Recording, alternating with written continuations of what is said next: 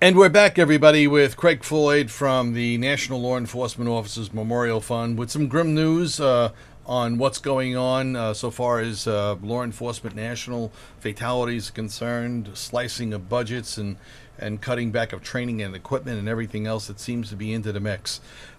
Craig, I don't want to put you on the spot, but there are some issues that have perhaps bubbled up since the Fugosi death here in New York City, and you may or may not have some of these answers. I really don't know.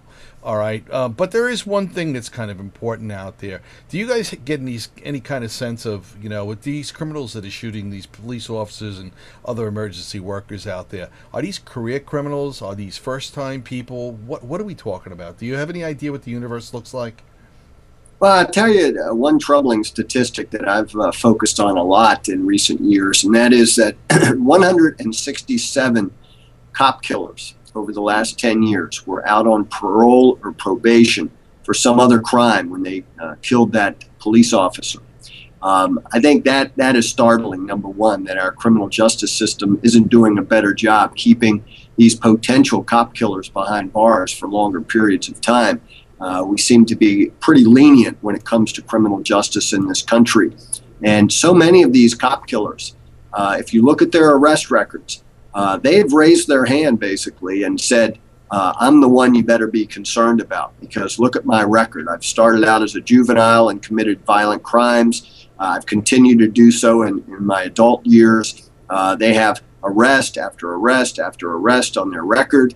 And yet, for some reason, we're letting them out of jail and prison after a mere slap on the wrist in some cases.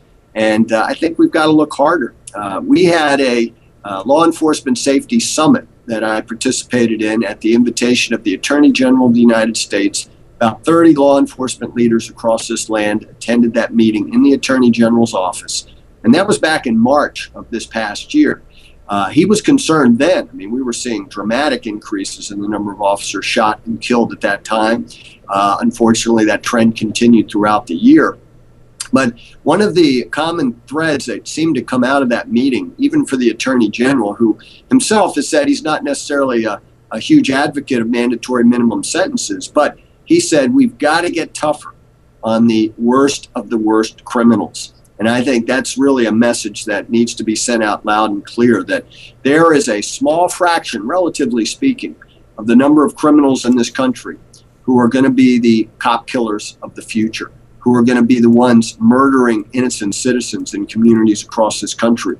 If you look at their records, we can pretty much tell you who they are before those heinous crimes occur.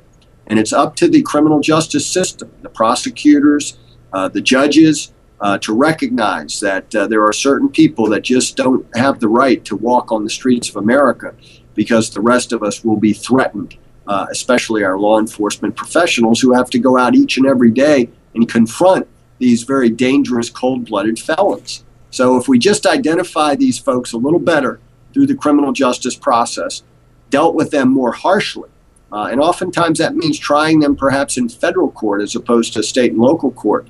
That was something else that came out of that meeting with the Attorney General, that perhaps when it comes to assaulting police officers, we might want to make that a federal crime.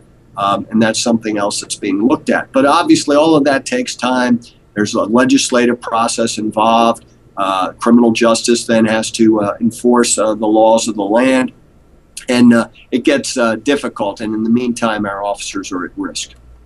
Yeah, well, one of the reasons I had asked you that was because some of the anecdotal information coming out of the Fugosi shooting here in the 7-5 precinct in Cypress Hills, Brooklyn, was the fact that, this guy was wanted already for committing murder down in another jurisdiction.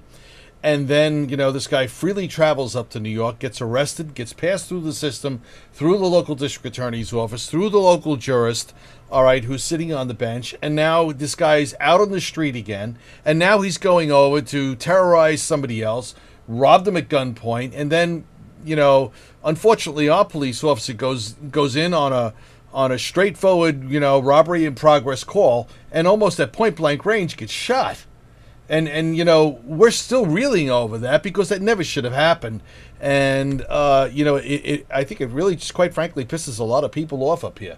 All right, that ever happened. And I'm just kind of wondering what the sense is around the country. As you talk to different law enforcement officials, if this was one of our police officers that had, done some untoward act, we'd be reeling them and tar and feathering them and dragging them through every administrative process we could. But, now we've got a couple of judges, we've got a couple of DAs, we've got a whole process, and it's not being held up into the daylight so everybody can see just how much it stinks. I couldn't agree more, Joe. And one of the problems, and we even identified this back at the Law Enforcement Safety Summit, is that our criminal justice system is so backlogged. We don't have enough prosecutors. We don't have enough support personnel. We don't have enough jail cells and prison space in many cases to deal as effectively as we want to and need to with some of these heinous criminals. So as a result, plea bargains are made. And these criminals that really have the most possibility, the greatest possibility of going out and shooting a police officer or killing an innocent person on the streets of this nation, they are not being dealt with harshly enough. We've got to make some prioritization in our criminal justice system where the potential cop killers, the really violent criminals that have identified themselves time and time again in the criminal justice system, that we've got to allow for them to be dealt with in a much harsher method than we have up to this point. But one of the real problems is, again, this overcrowding in the system, trying to move cases along quickly, trying to plea bargain cases so that we don't have to have a lengthy trial and so forth. All of that spells trouble for our officers who have to deal with these violent criminals over and over again. Yeah, there's a special place in my heart for people who commit murder. You'd think there'd almost be sort of like a separate red house, so that it's an aura that follows them throughout the criminal justice system, and so that DAs and judges say, "Oh, that's a murderer. I need to put that person at least on hold and away in the system so as to maybe protect him as a potential criminal, and also to protect the people out on the street." And it just doesn't seem to be happening. And I guess what you're hearing from me is the voice of the 20,000 people who showed up on Long Island, who are really annoyed and angered over this death. This was not necessary. And you and I have discussed this week over week, trying to put a face to to these fallen officers. And now, these four poor young girls out on Long Island that are going to have to take this, for the rest of their lives. And whether it's $2 million or $20 million that they raise for these kids, it's not going to matter. There's a lot of pain going on out there, and a lot of those police officers in the 7-5 precinct are right now they're facing some harsh realities over there, and I know for a fact they're not happy. We certainly thank you for everything that you're doing down at your end of it, and highlighting this and bringing the information out here to the public. Tough year, very, very tough year. Hopefully next year we do a lot better. But I'm happy to hear about the accident fatalities coming down. At least there is some sort of silver lining in all this that's going on.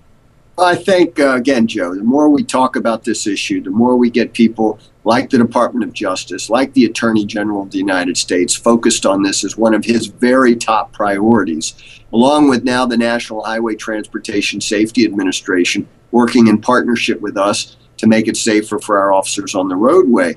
I mean, the fact that we're spending this much time each month talking about the issue of law enforcement safety, the fact that I spent the last week doing media interviews across this country, letting people know that 173 officers died, and that was up till December 28th. Can you imagine? I mean, I was startled by the fact that after we released that report on the 28th of December, 5 more officers were killed, 3 of them shot to death. Yeah. But we're talking about it. We're getting people's attention. We're getting the public outraged, as you pointed out, there in New York and around this country.